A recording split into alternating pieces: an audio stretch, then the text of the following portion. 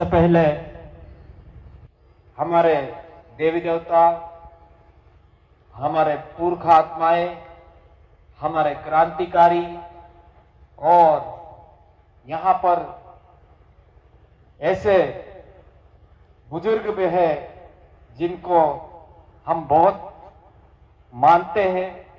उनके चरणों में मैं नमन करता हूं और सेवा जोहार करता हूं। आप सभी को आपकी जय, जिंदाबाद, जय आदिवासी। साथियों, सबसे पहले मुझे ही बोलने के लिए यहाँ पे मंच पे आमंत्रित किया गया है, तो मैं कोशिश करूंगा। मैं अभी तक कहीं पे भी जाता हूं, मैं भाषण तैयार करके कभी नहीं जाता। रात से कल से ही हम लोग युवाओं को कंट्रोल करने में लगे हुए, नेट चला रहे, वो लोग देख रहे होंगे। रात को मैं 1:30 बजे आया इन युवाओं को कैसा कंट्रोल किया जाए। तो पूरे मध्य प्रदेश क्या पूरे कई राज्य की नजरें थी हम लोगों पे कि ये लोग एक हो जाए। एक हो जाएंगे तो हम लोग वास्तव में इतिहास रच सकते हैं। और युवा के दिलो दिमाग में ये बात होना चाहिए। जब अभी सांगलिया दादा यहां से बोल रहे थे, उनकी आंखों में आंसू थे, तो हमारे भी दिलो दिमाग में आग लग जाती है कि हम लोग बुजुर्गों के आंखों में आंसू क्यों देख रहे हैं। हम कैसे युवा हैं? अगर युवा ही कर सकते हैं, युवा सबसे ज्यादा लड़ सकता है, सबसे ज्यादा पढ़ सकता है, सबसे ज्यादा मार खा सकता है, सबसे ज्यादा मर सकता है और हर काम युवा कर सकता है। क्या नहीं कर सकते हम लोग? इसलिए हम लोग लगाते हैं, कुछ तो करो जवानी में, आग लगा दो पानी में, हम लोग लगाते हैं नारा। और वास्तव में वो करके दिखाना है। पर आज के युवा जो है भटक गए हैं। दुनिया हमारी रास्तों पर चल रही है, आदिवासियों के पूजा पद्धति वाले रास्तों पे चल रही है। आदिवासियों के जो पहनावा है, खान पान है और घर बनाने के तरीके हैं, उस जीवन की तरफ दुनिया बढ़ रही है। और हमारे आदिवासी युवा किस दिशा में जा रहे हैं? अभी देख रहे होंगे सब दूर अपने इधर के इलाकों में जो शादी ब्याह होती है उसमें लाल बाल वाले युवा आ रहे हैं। अभी क्या तमाशा बना रखे हैं। दुनिया के दूसरी जो युवा है वो बड़ी बड़ी जगह पर जाने की बात करते हैं। हमारे युवा, मैंने तो ऐसा भी सुना कि 15 दिन के लिए निकल जाते हैं, घर ही नहीं आते हैं, कपड़ा और झोला लेके चले जाते हैं और वहीं पे नहा लेते हैं, फिर आगे दूसरे गांव जाते हैं। ये क्या है? ये बर्बादी है। जिस समाज का बेटे और जिस बाप के बच्चे और जिस गांव के बेटे हैं, तो उसका फर्ज अदा करो। हमारा सबसे बड़ा फर्ज है कि हमारा समाज के लिए जिए और समाज के लिए मरे। साथियों, मैं अभी एक 32 साल की यूएसए एम्बेसी से मिला था। इंदौर के होटल मेरियट में हम लोग मिले, तो एक 32 साल की लड़की पूरी दुनिया की राजनीति की बात कर रही है। और हमारे जो आदिवासी समाज के बेटे, मैंने देखा कि कोरोना काल आया तो अधिकतर पैदल जाते हुए हमारे लोग थे, युवा थे, बुजुर्ग थे, महिलाएं थे, सब थे। लेकिन तमिलनाडु, कर्नाटक, हरियाणा, पंजाब, यहाँ के युवा क्यों नहीं गए? पैदल चलते हुए दिखा किसी को? बहुत कम दिखे होंगे, क्योंकि वहां की पढ़ाई अच्छी है। वहां के लोग पढ़ाई किए, अपने कल्चर को भी बचाए और खुद का अस्तित्व को भी बचा रखे। तो साथियों, हमारे जो युवा है वर्तमान में अपनी भाषा बोलने से भी कतराते हैं। जब हम लोग पहले देखते थे कि जैसे मैं नौकरी वाला हूं, मैं जहां पे भी नौकरी करता हूं वहां पे भी अपनी भाषा में किसी से फोन पे बात करने लग जाता हूं। और कभी मैं गाने भी गाने लग जाता हूं अपने, मेरी इच्छा होती, वहां पे अकेले रहते तो गाना गाने की इच्छा होती, तो मैं कभी शादी ब्याह के त्योहारों के भी गाने गाने लग जाता हूं। तो बहुत सारे लोग हंसते हैं, लेकिन यही हमारी पहचान है। अगर हम ही लोग हमारी बात नहीं करेंगे, हम किसी चीज से परहेज करेंगे तो कैसे आगे बढ़ेंगे? युवा साथी, अभी दादा बोल रहे थे कि युवाओं को रोकते हैं। युवा रुकने वाले नहीं है, लेकिन युवाओं को अनुभव लेने की जरूरत है।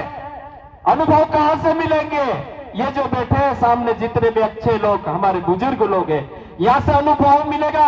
अगर ऐसे अनुभव नहीं ले पाएंगे तो हम अनकंट्रोल मिसाइल बन जाएंगे, जहां चाहे जिधर चले जाएंगे, उसका कोई रिजल्ट नहीं मिलेगा। साथियों, हमने हमारे समाज के तमाम लोगों को देखा।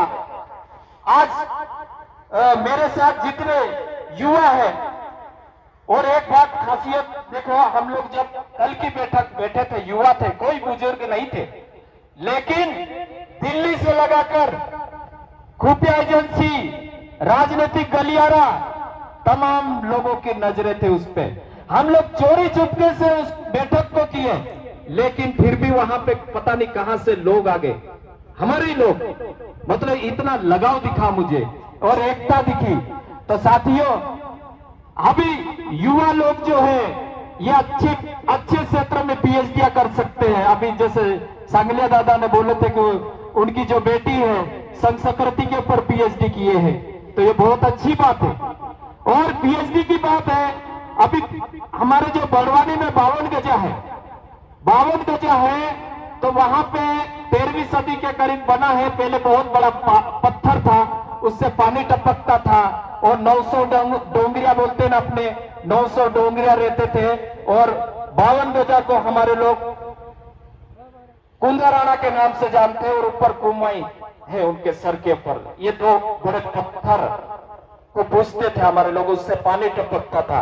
लेकिन जब बाहरी संस्कृति आक्रमणकारी आए, तो वो दोनों पत्थर को, एक पत्थर को काट के एक नंगी मूर्ति बना दिया गया।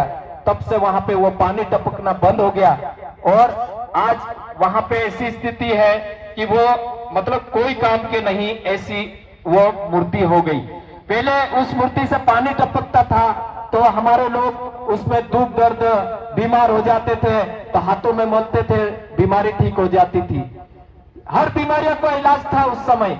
लेकिन ऐसे करके हमारी संस्कृति को डाइवर्टेड किया जा रहा है, हमारी जमीनों को खत्म किया जा रहा है, हमारे खनिज संपदाओं को खत्म किया जा रहा है, हमारे लोगों को खत्म किया जा रहा है, हमारी पढ़ाई को खत्म किया जा रहा है, हमारे अस्तित्व, अस्मिता, हर चीज पे अटैक हो रहा है। तो इस चीज पे कौन ध्यान देगा?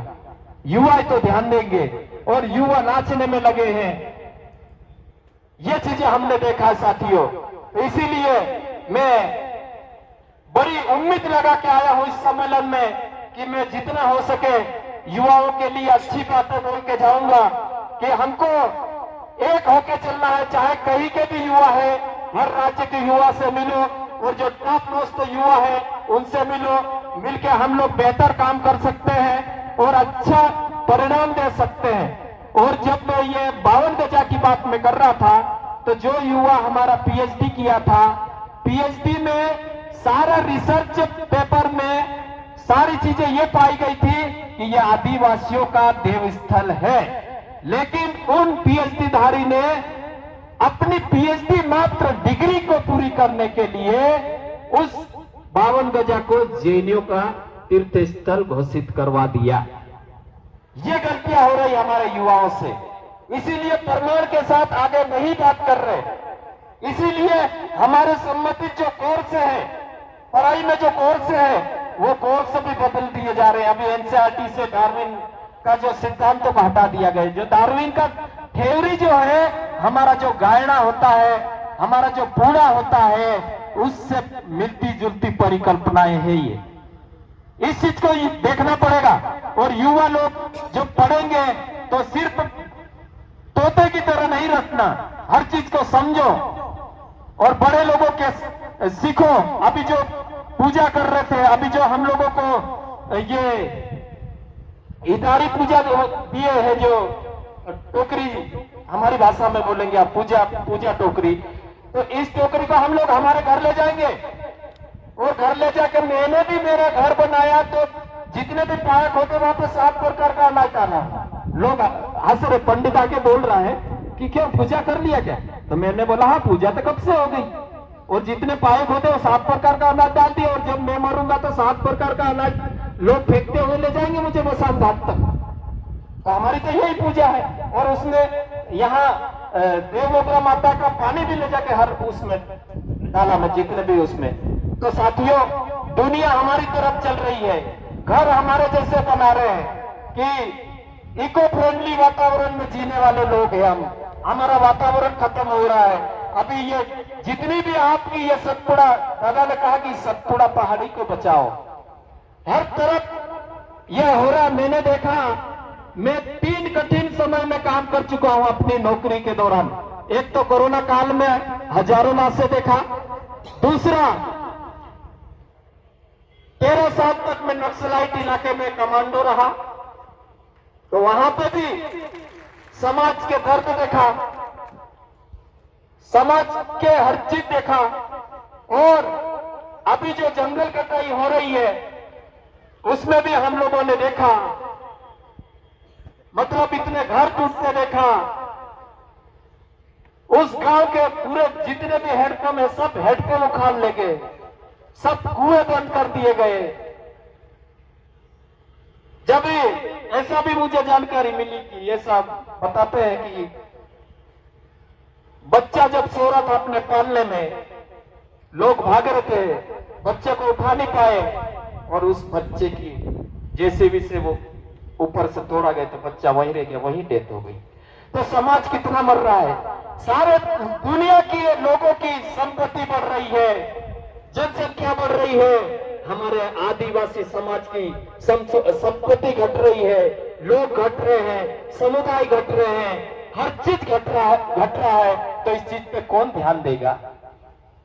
मृत्यु दर, अभी हमारा मृत्यु दर ज्यादा हो गया, जन्म दर कम हो गया है, तो आदिवासी समुदाय हर जगह मर रहा है। यहाँ की बात नहीं है।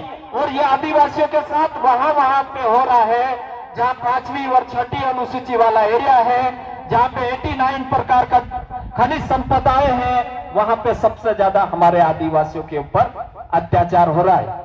दूसरा, जो हमारे जनप्रतिनिधि रहते हैं वो मजबूर रहते हैं, वो भी आवाज नहीं उठाते। मैंने सुना कि जब वहां पे इतने घर टूट रहे हैं तो किसी पार्टी विशेष के नेता लोग गए हैं, तो वो वहां देखने जाएंगे, तो वो भी गए और किसी रेस्ट हाउस में खाना खा के आ गए, पर पता ही नहीं, वो गाँव ही नहीं देखे। ये चीजें हो रहा हमारे समाज के साथ। तो इस ऐसे लोगों को लिए हम लोगों को, युवाओं को तैयार होना पड़ेगा। चाहे राजनीतिक क्षेत्र भी है, वहां पे भी झंडे गाड़ दो साथियों, गलत लोगों को मत जाने दो, समाज के नुकसान करने वालों को मत जाने दो। और अगर पूजा स्थल है तो वहां पे भी सीखो, हर चीज सीखो। ये जो आपकी सतपुड़ा की जो पहाड़ियां है, यहाँ नाना प्रकार की तरंगे हैं। ये जो तरंगे हैं, इस तरंगों को खत्म करने के लिए यहाँ पे बड़ा बांध बनाया गया। दुनिया दूसरों का विकास हुआ, लेकिन मेरे समाज के सांस्कृतिक देव स्थल पूरे डूब गए। जो हमारे आइडेंटिटी की तरह है, हमारी पहचान है, उस चीज को डुबा दिया गया। ऐसे तमाम जगह हो रहा है।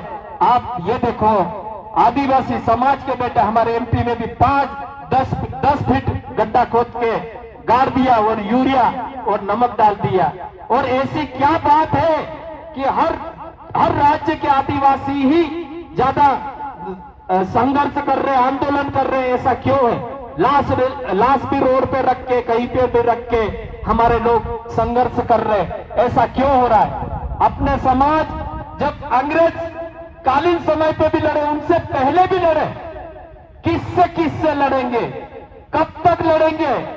संविधान की बात करते लोग, तो हम लोग पूछते, ये भी पूछते हैं कि संविधान बढ़ा कि हमारी संस्कृति बढ़ी, कोर्ट बढ़ी कि हमारे गांव की जो पारंपरिक सभाएं बढ़ी? कौन बताएगा? ये युवा अगर जानेगा, समझेगा तो सवाल करेंगे, और जो सवाल करेंगे तो आने वाली पीढ़ी के लिए अच्छे माहौल मिलेगा, अच्छा तरीके मिलेंगे।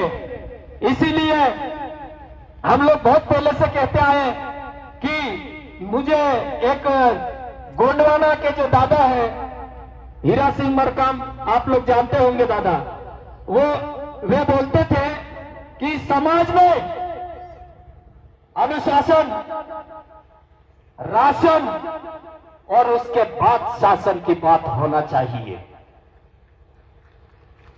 अगर आपके पास अनुशासन नहीं है, आपके पास पर्याप्त आर्थिक साधन नहीं है और आपके पास ये चीजें नहीं होगी तो आप शासन भी कैसे कर पाओगे। इसीलिए हम लोग फेसबुक पे लिख देते, कभी कभी युवा सुने होंगे कि बुलबुल के पैरों में बाज का परवाज नहीं होता है, बिखरे हुए लोगों का कभी राज नहीं होता है, जिनकी पड़ गई है सर झुकाकर चलने की आदत, उनके सरों में कभी ताज नहीं होता है। और युवा साथी, कभी झुकना नहीं, कभी डरना नहीं, खूब पढ़ो, खूब जानकारी लो, राजनीतिक जानकारी हो, चाहे सांस्कृतिक जानकारी हो, चाहे ऐतिहासिक जानकारी हो, चाहे व्यवसायिक जानकारी हो, हर जानकारी को लो और समाज के लिए रात दिन एक कर दो। और जब समाज के बुजुर्ग, आपके होते हुए हमारा बुजुर्ग सामने खड़ा होकर अपने आंखों में आंसू बहा रहा है तो आपकी जवानी धिक्कार है साथियों। कोई काम की नहीं जवानी, हमारे सामने हमारे बुजुर्ग रो रहा है, हमारे सामने बहनों के साथ अत्याचार हो रहे हैं, हमारे सामने हमारा सब चीज रोती जा रही है, तो ये जवानी कोई काम की नहीं साथियों। इस जवानी को समाज के काम लगाओ ताकि आने वाली पीढ़ियों को, आने वाली जनरेशन को कुछ अच्छे रास्ते मिलेंगे, अच्छा माहौल मिलेगा।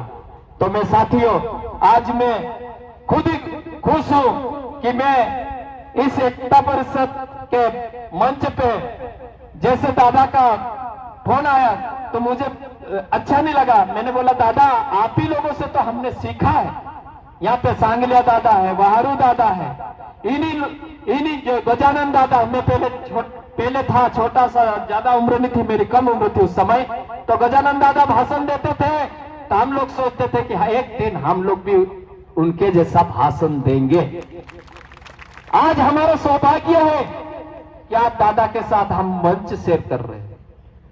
और छोटे थे मेरे गांव में, जिसके यहाँ हम लोग, गरीबी बहुत थी उस समय हमारे यहाँ, मूंगफली छीलने जाते थे उस सेठ के यहाँ, 1 रुपये चौकी, मतलब 4 किलो मूंगफली हम लोग छीलते थे 1 रुपये की। तो उस सेठ के हम लोग मूंगफली छीलने जाते थे। आज कुछ भी कार्यक्रम होता है तो उन्हीं सेठों के साथ हम लोग मंच शेयर करते हैं। ये चीजें मिली मुझे लाइफ में और बहुत ताने मिले हम लोगों को। बचपन से समाज के लिए काम करते करते चल रहे हैं, कोशिश कर रहे हैं। हमारे पिताजी भी दादा गजानन ब्राह्मण जी के साथ काम करते थे। मैं भी स्टूडेंट में दिल्ली में भी बंद हुआ स्टूडेंट लाइफ में, संघर्ष कर रहे हैं, समाज की समस्या को समझ रहे हैं। तो साथियों, युवा साथी जितने भी आए हैं, मैं युवाओं को यही कहना चाहता हूं कि ये बाल रंग के इधर इधर काम, जाना नाचना कूदना बंद कर दो, समाज के साथ रहो। ऐसे भी लोगों ने, दुनिया वालों ने, बुद्धिजीवियों ने कहा है कि 2030 तक जिसके पास ज्यादा जमीन रहेगी वही पैसे वाला और वही ज्यादा धनवान माना जाएगा। 2030 के बाद हो सकता है हम लोग भी निपट जाए, क्योंकि अभी ये आप बारिश हो रही देख रहे होंगे, ऐसा गरजता है बादल, ऐसी बिजली गरज चमकती है, लेकिन थोड़ा सा पानी आता है उसके बाद बंद हो जाता है। ये क्या चल रहा है समझने की जरूरत है। दूसरे दिन हॉस्पिटल भर जाते हैं। तो हो सकता है आने वाले 2030 तक हम आप भी रहे या नहीं रहे। समाज की स्थिति बड़ी दयनीय है, हमारे लोग कहीं नहीं है। इसलिए मैं कहना चाहूंगा कि युवा समाज के बेहतर काम करें, बुद्धिजीवियों का मार्गदर्शन ले, आसपास के जितने भी जन संगठन चल रहे हैं उनका भी मार्गदर्शन ले और अच्छे बेहतर काम करें। तो यहां हमारे इधर की भाषा समझ में आती कि नहीं आती? सांगलिया दादा, आमरी भाषा समझ में आती कि नहीं आती? आवे आवे अच्छा, ते तुमरा गावाમાં आया या બોયડાવાળા ઘરે દેખ્યા આમરું માણસ એક આદિવાસી સમાજ ઓછું માણસ છે कि यहाँ बोयड़ा पर नहार देखाए को तू कोई दे जाए ए बोले बोयड़ा पर कोली पहाड़ी पर नहार देखाई लो आमरू माणस काय को से काय बात कर रही हो हिना बोयड़ा पर नहार देखाई लो सन हिया जन घर बनाओ सापड़ो समझ में आया मतलब उस पहाड़ी पे किसी ने शेर देखा और हमारे लोगों को बोला कि यार वहां पे शेर है तो उसने हमारे आदिवासी भाई ने क्या बोला क्या बात कर रहे उस पहाड़ी पे शेर दिखा है चल वहीं पे घर बनाएंगे और उस गांव का नाम नाहरमाल रखेंगे। ऐसे लोग हैं मेरे, हिम्मत वाले लोग हैं, लड़ने वाले लोग हैं, हर चीज करने वाले लोग हैं हमारे लोग, किसी के सामने घुटने टिकने वाले लोग नहीं है। तो साथियों मैं इतना कह के अपना स्थान ग्रहण करता हूं और भी बुद्धिजीवी है समाज में, आप उनकी भी बात सुनेंगे हम भी सुनेंगे। तो साथियों मैं इतना कहकर एक नारा लगाना चाहूंगा, जय जोहार का नारा है, जय जोहार का नारा है। देखो भंवर दादा वगैरह भी जय जोहार का नारा लगाते हैं, तो जय जोहार तो यही होता है कि प्राकृतिक चीजों की जय है, और जो प्राकृतिक चीजों की जय बोलता है वो भारत का मूल मालिक है, असली वारिस है। तो इतना कह के मैं अपना स्थान ग्रहण करता हूं। जय आदिवासी, आपकी जय, जिंदाबाद। विक्रम भाई असालिया।